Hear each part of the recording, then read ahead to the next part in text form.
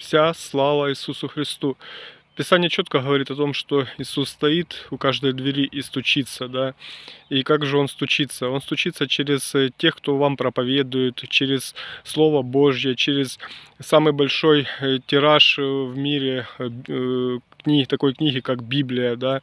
И люди зачастую отвергают это, говорят, что это скучно. Скучно смотреть проповедь, скучно слушать проповедующего или читать Слово Божие. Нет, ребята, это не скучно. Скучно провести вечность в аду. Скучно гнить от рака. Скучно, когда уничтожен твой дом и тебе негде жить. Скучно, когда пол твоей семьи забрала война. Да? Вот это скучно. Реально скучно и грустно.